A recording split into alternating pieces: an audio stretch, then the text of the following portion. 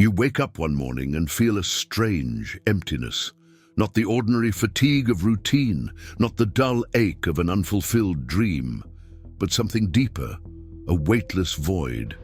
It is as if the world is moving around you, people speaking, cars passing, messages arriving, but none of it touches you. You go to the mirror, expecting to see your reflection, but for a brief second, something feels off. Not the way your face looks, but the way it feels, like a mask that no longer fits. The day continues as usual, coffee, work, obligations. But something lingers beneath it all, a whisper in the back of your mind. Who is living this life? It's a question that should terrify you. But instead you brush it aside. You tell yourself it's just another passing thought, a moment of existential fatigue, a symptom of modern life. But deep down, you know that's not true. This is something else. A crack in the fabric of reality, an opening into something you're not sure you want to see.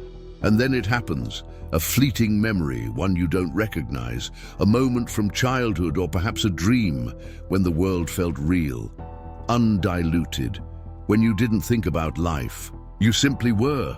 But now you are a stranger to yourself. The world has turned into a carefully crafted script, and you, a performer. A person playing a role, rehearsing lines you never wrote, feeling emotions you were told to feel, following a path you never chose. But here's the real question. If you are not the one living your life, then who is? Carl Jung once said, "Until you make the unconscious conscious, it will direct your life and you will call it fate." What if everything you've ever done, every decision, every belief, every fear was never truly yours? What if you have spent your entire existence inside a psychological illusion, one so powerful, so perfectly constructed that you never even noticed? Think about it. The dreams you chase, did you choose them? Or were they planted in you long ago by voices you no longer remember? The way you see yourself, your worth, your purpose, does it come from within? Or is it a reflection of the expectations you've absorbed, layer by layer, from family, society, history? And what about your pain? The fears that haunt you, the insecurities that keep you trapped, did they arise from your own experience? Or were they passed down, conditioned into you, inherited like a hand-me-down identity? Jung believed that most people never truly find themselves because they mistake the persona, the mask they wear for the world, for their real identity. They spend their lives playing a role, believing that their job, their name, their achievements, their failures are who they are. But behind that mask, something else exists. Something ancient, untamed, and terrifying. The self, the part of you that has been buried under years of conditioning. The part of you that doesn't fit into society's neat categories. The part of you that whispers in the quiet hours of the night asking, "Is this all there is?" But here's the problem. The moment you start questioning the life you've been given, everything around you begins to resist. The world does not want you to wake up. Society thrives on people who follow scripts. Institutions function best when individuals believe they are nothing more than their assigned roles. And the greatest trick ever played on human consciousness? Convincing you that breaking free is impossible. And so you continue. You suppress the whisper. You return to the script. You tell yourself it's just life, that everyone feels this way, that searching for something deeper is foolish, that the responsible thing to do is to keep moving forward, even if you don't know who is doing the walking. But then one day the illusion cracks again. A moment of déjà vu, a feeling of something missing, a dream where you are someone else or worse, a moment where you look in the mirror and realize you don't recognize yourself at all. What if everything you think you know about yourself is just a story that was written for you, not by you? And if that's true, how do you find the real you? This is the moment where the real journey begins. But before we answer that question, we need to understand something even more unsettling. Why do we lose ourselves in the first place? The question lingers in your mind like an echo in an empty room. How did I lose myself? But perhaps that's the wrong question. Perhaps you were never allowed to be yourself in the first place. From the moment you were born, before you even understood language, something began happening to you. Something subtle, insidious, and nearly invisible. You were placed into a system that dictated what was acceptable and what was not. You were appraised when you followed the rules, punished when you didn't. You were rewarded for fitting in, for being good, for being normal. And so you learned. You learned to suppress your wild, untamed nature.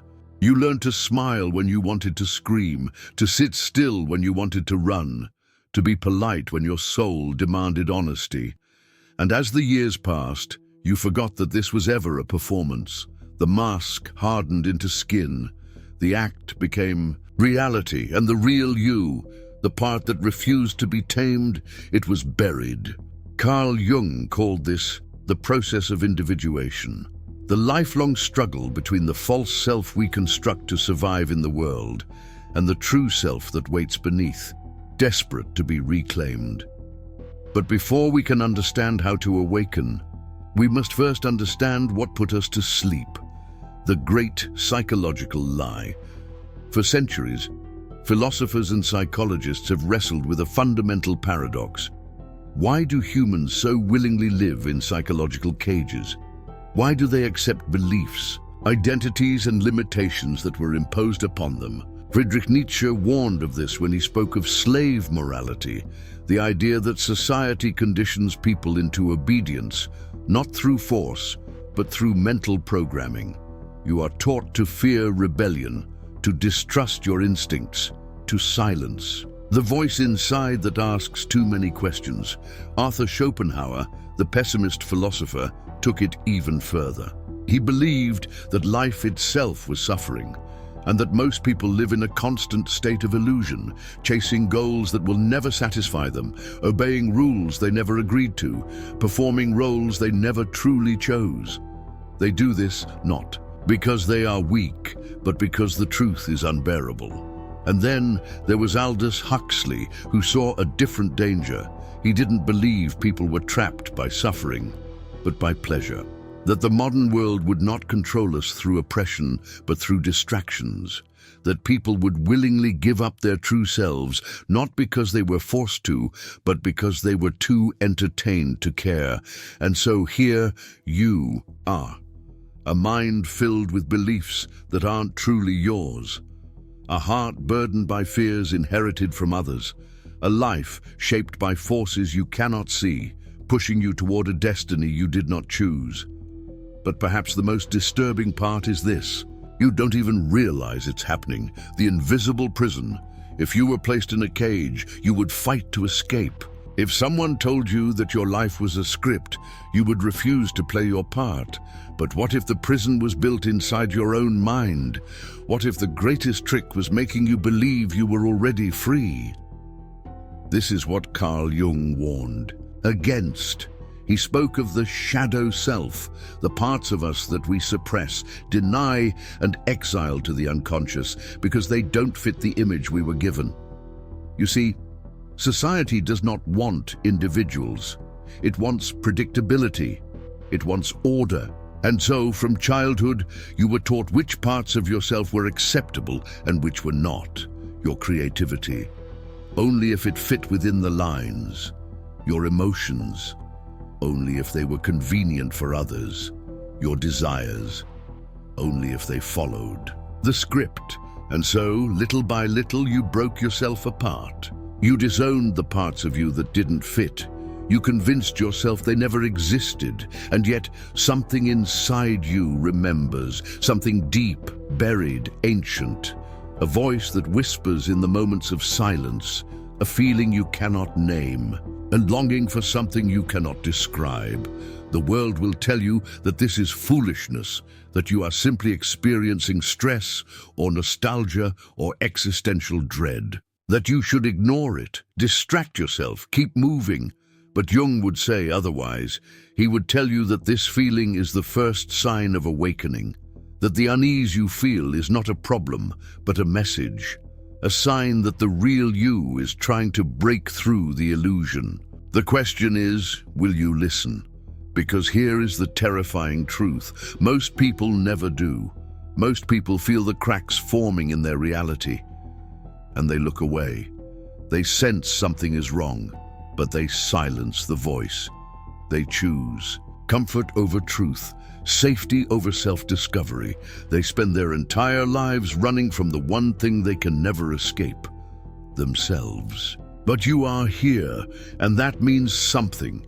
It means that at some level you are ready to face what others ignore, ready to question what others accept, ready to wake up from the dream. But before you do, there's something you must understand.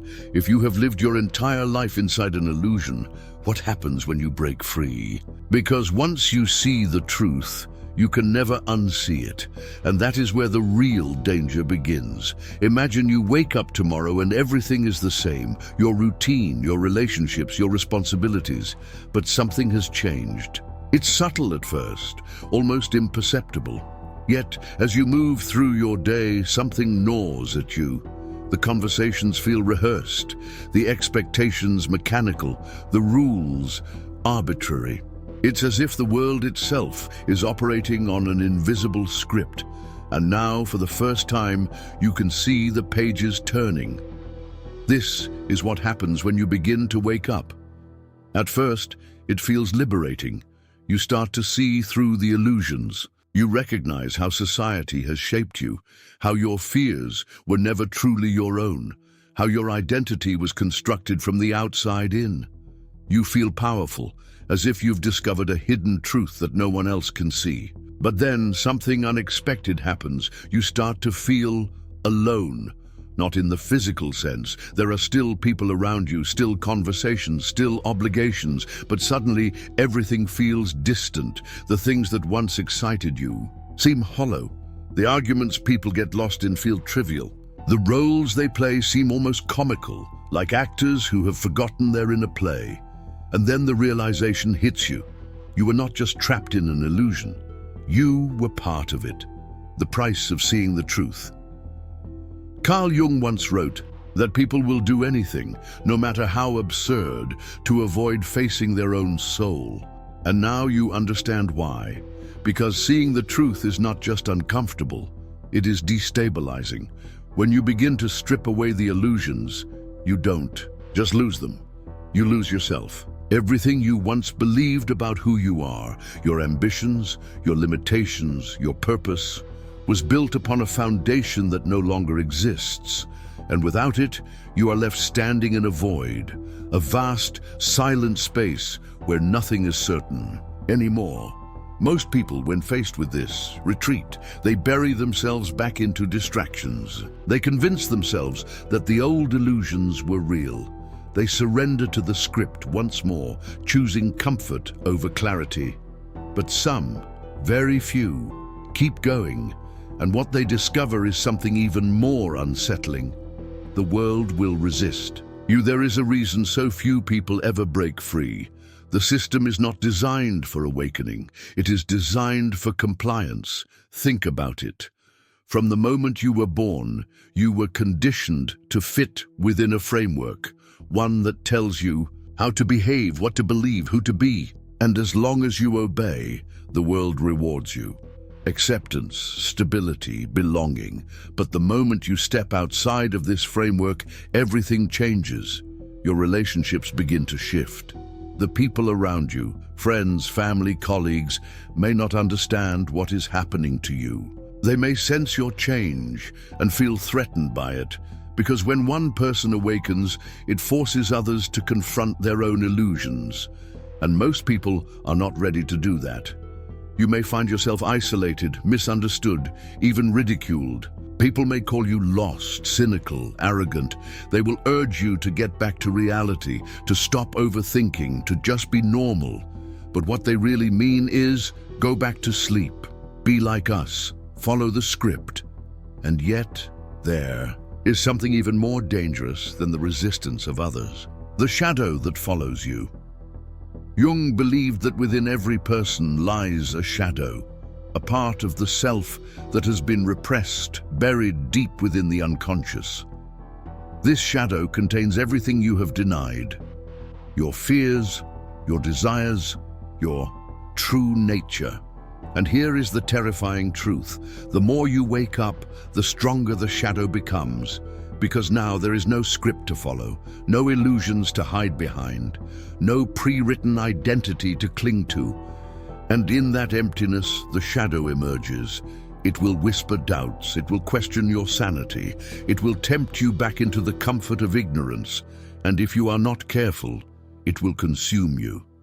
Because escaping the illusion is not enough. If you do not confront the parts of yourself that were buried with it, you will simply create a new illusion, one of your own making. The trap of the awakened mind. Many who begin this journey fall into a dangerous paradox. They see through the illusions of the world, but instead of seeking truth, they build a new identity around their awakening. They define themselves by their rejection of society, by their superiority over the asleep, by their knowledge of the hidden truths. And in doing so, they fall into another trap, because now their sense of self is once again dependent on external validation.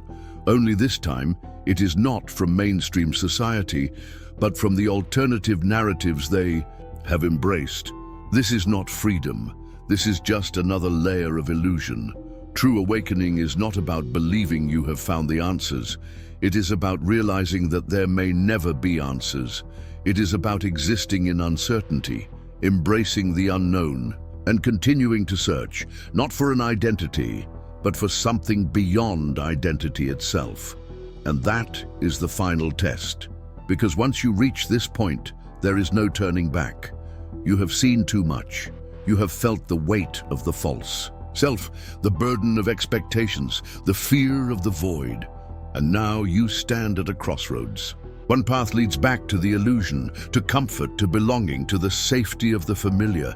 The other leads into the unknown, into self-discovery, into a truth that may never be fully grasped, into a life where you are no longer playing a role, but creating your own reality. But before you take that step, there is something you must understand. How do you break free, not just from society's illusions, but from your own mind? Because freedom is not given, it is taken, and that is where the real battle begins. You stand at the edge of something vast, something irreversible. You see the illusion now, the layers of conditioning, the false self you once mistook for reality. But seeing is not enough, because the truth is, knowing the cage exists does not open the door.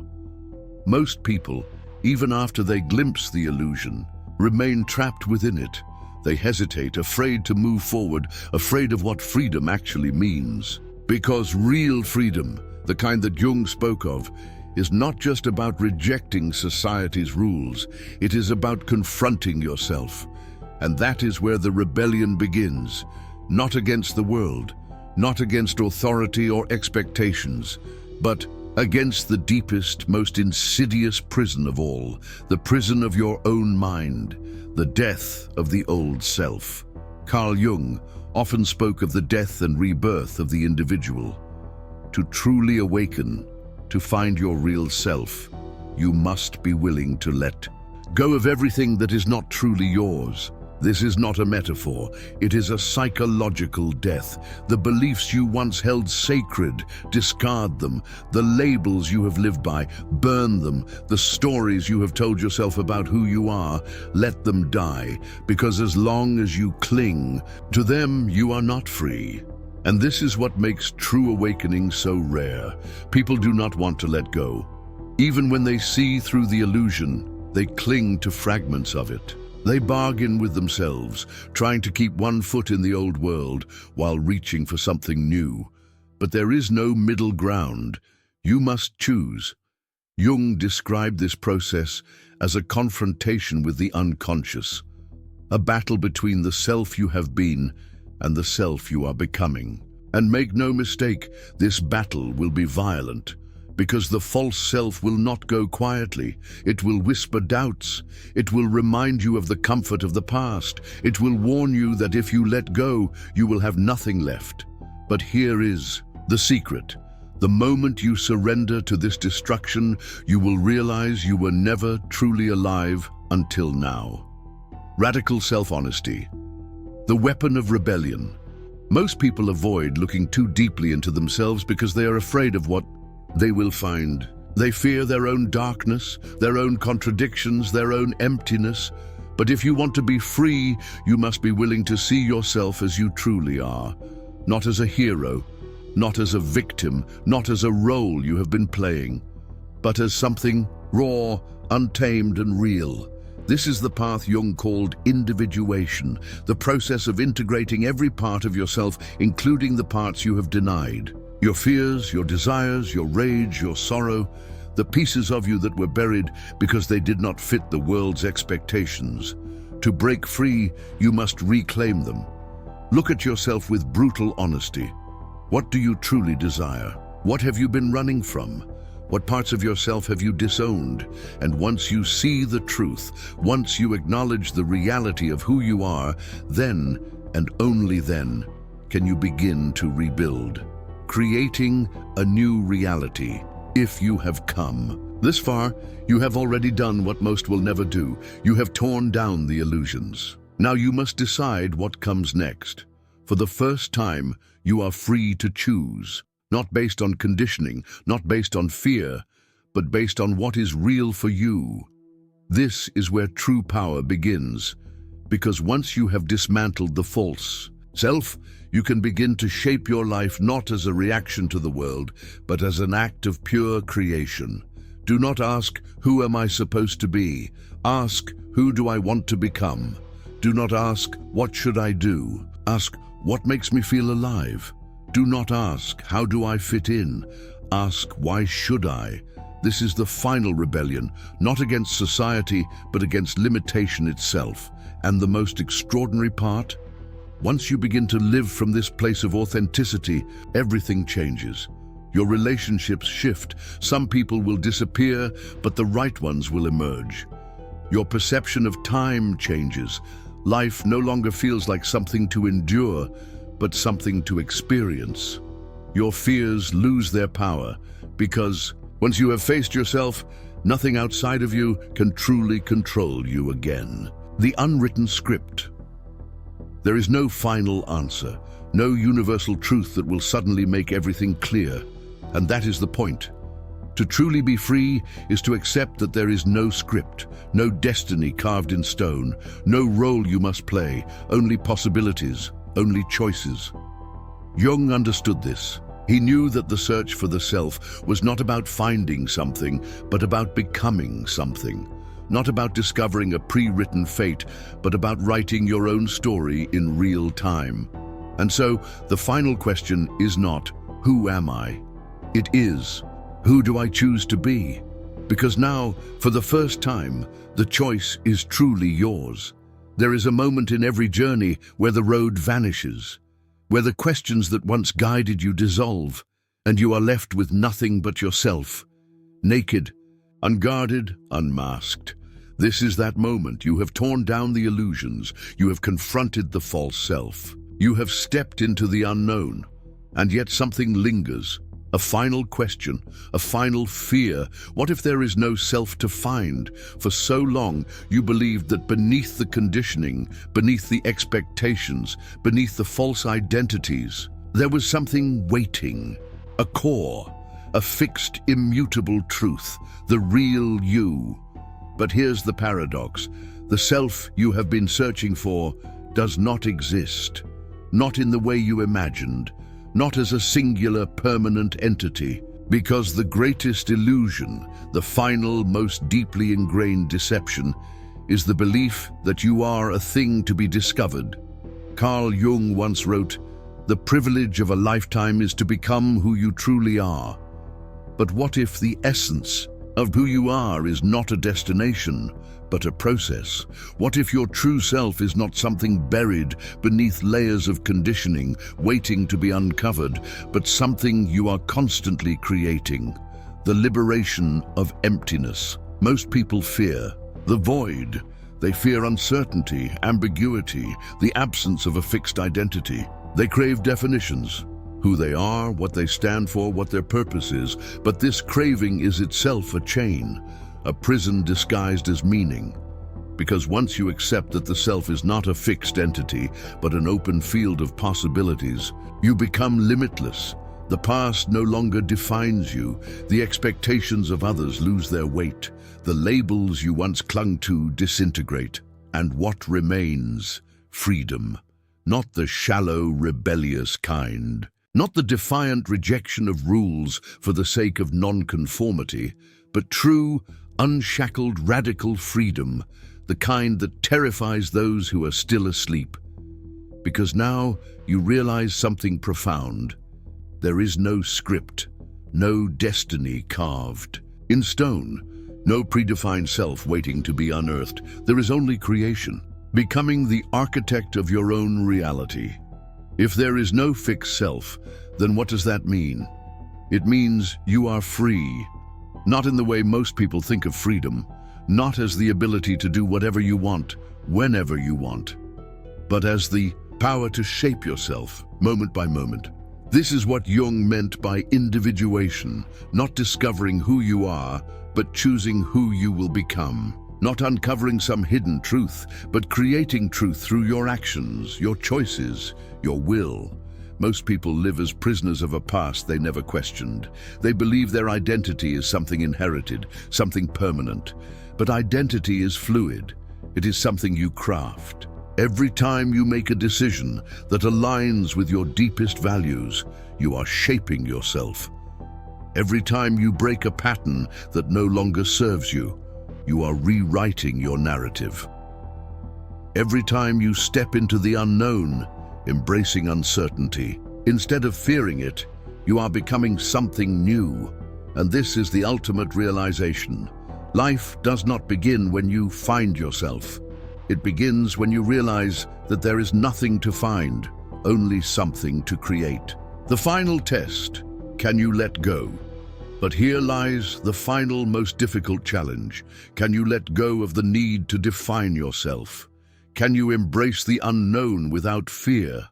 Can you live not as a seeker of truth, but as a creator of meaning? Because once you accept that there is no final destination, no moment of arrival where everything makes perfect sense, you become unstoppable. You no longer search for validation, because you know that every version of yourself is temporary. You no longer fear failure, because failure is just a transition into a new state of being. You no longer cling to certainty, because certainty is the death of growth. And suddenly, the world opens, not as something to be deciphered, but as something to be experienced. You stop chasing purpose, you stop seeking answers, you stop trying to find yourself, and instead, you simply live, not according to someone else's script, not as a character in a story you didn't write, but as a fluid, ever-changing, ever-becoming force of nature, because that is what you were always meant to be, and now, finally, you are free.